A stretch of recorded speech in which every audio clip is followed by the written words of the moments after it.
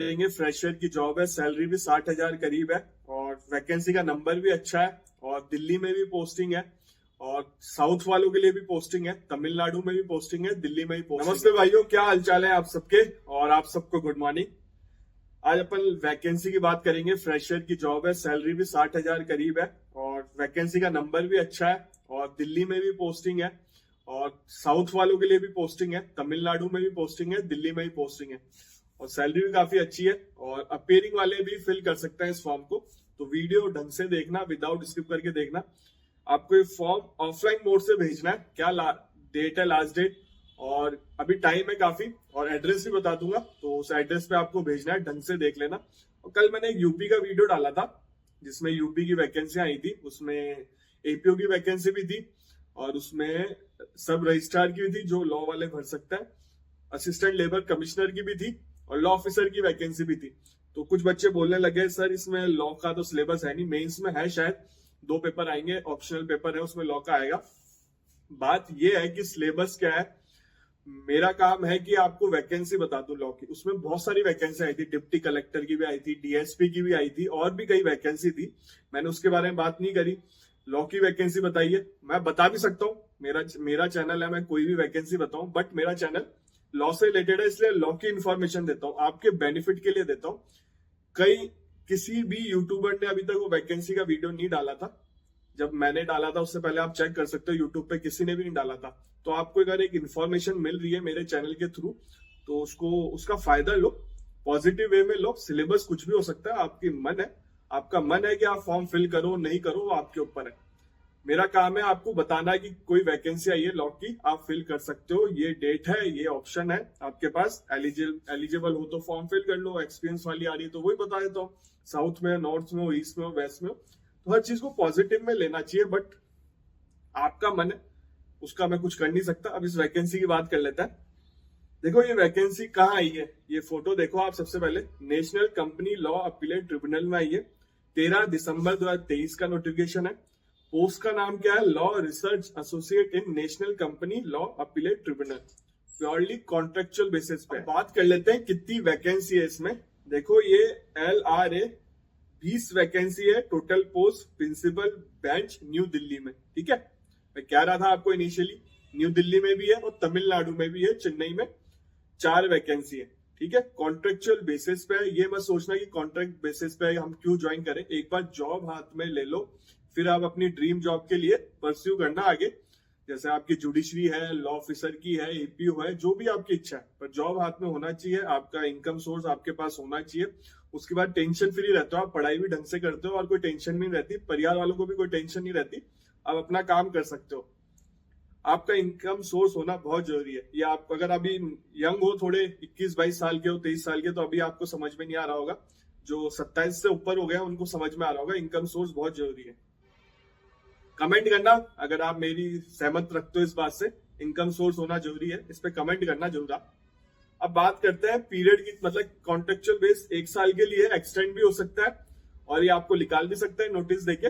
ये सारी चीजें हैं, तो ये फोटो में आप पढ़ लेना। एलिजिबिलिटी की बात कर लेते हैं, ध्यान से सुनना। तो इसमें थोड़ी है पेज, मतलब फ्रेशर अप्लाई कर सकता है, कोई एक्सपीरियंस नहीं मांगा। आप समझे मैं क्या बता रहा हूँ। देखो 30 साल तो मैक्सिमम एज है, ठीक है, और इंडियन होने चाहिए आप, लॉ की डिग्री हो आपकी 50% एग्रीगेट होनी चाहिए। और इसमें लिखा हुआ है सेकंड पॉइंट में, जो 4th पॉइंट का सेकंड पॉइंट है, उसमें लिखा हुआ है जो ड्यूरेशन है कोर्स का, उस ड्यूरेशन में आपका लॉ हो जाना चाहिए। जैसे आपको 5 साल का आप कोर्स कर रहे हो, तो आप उस ड्यूरेशन में आपने पास कर लिया हो। जैसे फॉर एग्जांपल ईयरली बैक नहीं होनी चाहिए, 5 साल का कोर्स आप 6 साल के में कर रहे हो, ऐसा कुछ नहीं होना चाहिए। सेमेस्टर बैक हो सकती है, वो आप क्लियर कर सकते हो 5 साल के कोर्स में, लगती है किसी ना किसी की सेमेस्टर बैक, हो सकता है लगी हो, बट ईयरली बैक नहीं होनी चाहिए कि आपका 1 साल ही चले गया उसमें। 5 साल का कोर्स है, 6 साल में कर रहे हो, 3 साल का कोर्स है, 4 साल में कर रहे हो, तो ये वो बच्चे एलिजिबल नहीं है। इसका मतलब यह सेकंड पॉइंट का। और इस डेट से, मतलब एडवर्टाइजमेंट डेट से आपकी लॉ की डिग्री, ये लिखा हुआ है थर्ड पॉइंट में, candidate who have obtain his law degree LLM not earlier than 2 year as on the date of advertisement और एनी अदर डेट स्पेसिफाइड। मतलब ये एडवर्टाइजमेंट आया ना, उससे 2 साल पहले ही आपकी लॉ की डिग्री हो और जो LLM की हो तो वो, ठीक है।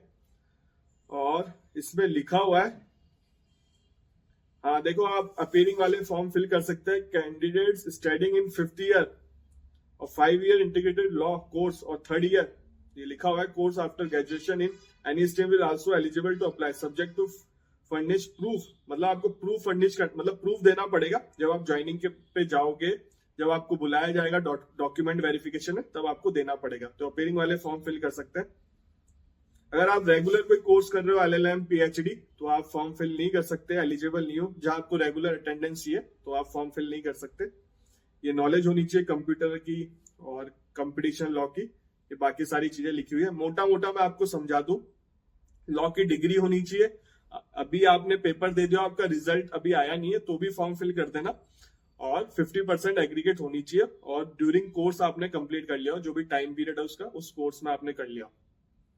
लीव आपको एक छुट्टी मिलेगी अगर 1 महीना कंप्लीट हो जाएगा, टोटल 12 हो जाएंगी ऐसे साल की, ये लिखा हुआ है। ड्यूटी आवर आपका जो रेगुलर और रेजिडेंस ऑफिस भी जाना पड़ सकता है। सीनियर लोग हैं तो उनके ऑफिस, घर में भी ऑफिस होता है तो वहां भी आपको जाना पड़ सकता है। 60,000 सैलरी है पर मंथ, काफी अच्छी सैलरी है फ्रेशर के हिसाब से, और कोई अदर अलाउंसेस नहीं मिलेंगे। आप प्रैक्टिस नहीं कर सकते एडवोकेट। और इसकी ऑफिशियल वेबसाइट बता देता हूं मैं आपको, www.nclat.nic.in। इस पे आपको फॉर्म मिल जाएगा, फॉर्म फिल करना पड़ेगा ऑफलाइन मोड से, मैं आपको बता दूंगा। और एड्रेस जान लो कहाँ आपको फॉर्म फिल करके भेजना है। देखो, आपको 7 मार्च से पहले भेजना है, ठीक है, बात ध्यान रखना। ये registrar national company appeal, black हो रहा है ना, ट्रिब्यूनल 3, ये न्यू दिल्ली 11003, ये लिखा हुआ है साफ साफ। इस एड्रेस पे भेजना है आपको, जो ब्लैक फोटो में हो रहा है ना, इस पे आपको भेजना है 7 तारीख से पहले, 7 मार्च से पहले। अभी आपके पास काफी टाइम है। लिखा भी along with all necessary document on before 7 March 2024 receive हो। और ये बाकी ठीक है, ऑफिशियल वेबसाइट बताई थी मैंने आपको। डॉक्यूमेंट में एज प्रूफ भी बताना है, अदर डॉक्यूमेंट लिखा हुआ है। फॉर्म आपको मिल जाएगा इस ऑफिशियल वेबसाइट पे, आप जाके चेक कर सकते हो। ठीक है, 24 वैकेंसी है, तो नंबर काफी अच्छा, नहीं तो आपको 1, 2, 3, 4 वैकेंसी देखने को मिलती है। जॉब सिक्योर करो कैसे ना कैसे करके, आज के टाइम पे जॉब वैसे ही बहुत कम निकलती है अपने लॉ फील्ड में, तो जॉब सिक्योर कर लो कैसे भी, मेरा मानना ही है। इनकम सोर्स बना लो, या तो प्रैक्टिस कर लो या जॉब कर लो, जो भी आपका कॉल है। ठीक है, वीडियो अच्छा लगा हो तो चैनल को सब्सक्राइब कर लो, बेल आइकन दबा देना, जिससे आपको टाइमली नोटिफिकेशन मिल जाए। जैसे वैकेंसी है, अगर आप बाद में देखोगे कोई मतलब की नहीं है, टाइमली आप फॉर्म फिल कर दो, इसलिए बेल आइकन भी दबाना जरूरी है। और अगर सिविल जज की लाइफस्टाइल देखनी हो, एडवोकेट की लाइफस्टाइल देखनी हो, किसी लॉ ऑफिसर की लाइफस्टाइल देखनी हो, चैनल पे वीडियो आते हैं, व्लॉग आते हैं, व्लॉग भी एंजॉय कर सकते हो। BSF की प्रोटेक्शन में भी हम जैसलमेर गए थे, तो वो भी काफी अच्छा व्लॉग था, उसको भी एंजॉय कर लो। और बहुत सारे व्लॉग बना रखे हैं, चैनल पे जाके चेक करो। सिविल जज की सैलरी फैसिलिटी क्या क्या मिलती है ऑल ओवर इंडिया, उस पर वीडियो बना रखे हैं। और APO को क्या फैसिलिटी मिलती है, JLO को क्या सैलरी मिलती है, सैलरी स्लिप के वीडियो डाल रखे हैं, लिंक मिल जाएगा डिस्क्रिप्शन में। कोर्ट देखना हो आपको, राजस्थान में कैसे कोर्ट है, सिविल जज का चैम्बर देखना, उस पर वीडियो बना रखे हैं, सबके लिंक डिस्क्रिप्शन में मिल जाएंगे। ये तो आप चैनल पे जाके चेक कर लो, बहुत सारे वीडियो बना रखे हैं जो आपके काम के हैं। फिर भी कोई डाउट हो, इंस्टाग्राम आईडी ओपन है, आप मुझे साइड में जो आ रही है ब्लू में इंस्टाग्राम आईडी है, मुझे फॉलो कर लेना, मैसेज कर देना। हाय लो मत लिखना, डायरेक्ट मैसेज करना, मुझे जैसे समय मिलेगा मैं रिप्लाई कर दूंगा, आपका जवाब दे दूंगा जितना मुझे नॉलेज है। और अभी MP से रिलेटेड भी इंदौर का बार काउंसिल का वो लेटर आ रहा है, तो मैंने कम्युनिटी पोस्ट पे डाल दिया, आप जाके चेक कर सकते हो। कुछ बच्चे पूछ रहे हैं कि पेपर पोस्टपोन हो सकता है क्या, मैं कोई कमेंट नहीं करूंगा, क्योंकि कुछ बच्चे ऐसे हैं जो मैच्योर नहीं है, उनको ये समझ में आता है। जैसे वो आया लेटर, अब उसको मैं देख के क्या बोलूंगा आपको कि हो भी सकता है नहीं भी हो, मैं कौन होता हूँ पेपर पोस्टपोन कराने वाला यार, वो हाईकोर्ट ही करेगा, ऑनरेबल हाईकोर्ट। फिर भी अगर उस नोटिफिकेशन को देख के आप लोग नहीं पढ़ाई करते, इसमें मेरी गलती है शायद, है ना, आपकी गलती नहीं है, वो मेरी गलती है। अगर वो मैंने कम्युनिटी पोस्ट पे आपको एक इन्फॉर्मेशन दे दी कि सही कि ये इन्फॉर्मेशन आ रही है इंदौर बार काउंसिल का कि ये आ रहा है, उसमें कहीं लिखा भी नहीं है मैंने पोस्टपोन होगा, बट कुछ बच्चे सोचता है कि सर ने बोल दिया तो पोस्टपोन हो सकता है, और सर ने बोला भी नहीं अभी तक। तो बट आप थोड़े मिच्योर बनो, लॉ करिए, आपने फ्यूचर में जज बनोगे तो इतना तो आपका होना चाहिए, आपकी विल इतना तो कंट्रोल होना चाहिए आपका कि आप पढ़ाई कंटिन्यू रख सको, एक नोटिफिकेशन से आपकी पढ़ाई ना टूटे। तो ये आपके ऊपर होता है, मेरे ऊपर नहीं है। मेरा काम है मैं अपना इन्फॉर्मेशन देना, मैं एक चैनल रन कर रहा हूँ लॉ से रिलेटेड, तो मैं तो सारी चीज इन्फॉर्मेशन दूंगा। हो सकता है क्या हो सकता है वो अलग चीज है। और देखो अभी यार वो कर रहे हैं, बार काउंसिल ने भी पोस्टपोन कराने के लिए कहा है, कि हो जाए, क्योंकि बच्चों बहुत अलग अलग सेंटर आए हैं, किसी का रायपुर आ गया, जो एमपी के उनका रायपुर आ गया। सोचने वाली बात है, अपने जो होम स्टेट के पेपर दे रहे हैं उनको रायपुर भेज दिया, तो बहुत बड़ी बात है ये। अब ऐसा क्यों हुआ है, तो उन्होंने बार काउंसिल वालों ने भी रिक्वेस्ट ही करी है, बार एसोसिएशन सॉरी। तो अपन क्या कर सकते हैं, जो इन्फॉर्मेशन दी आप पढ़ लो कम्युनिटी प्रैप पे जाके, आपको समझ में आ जाएगा।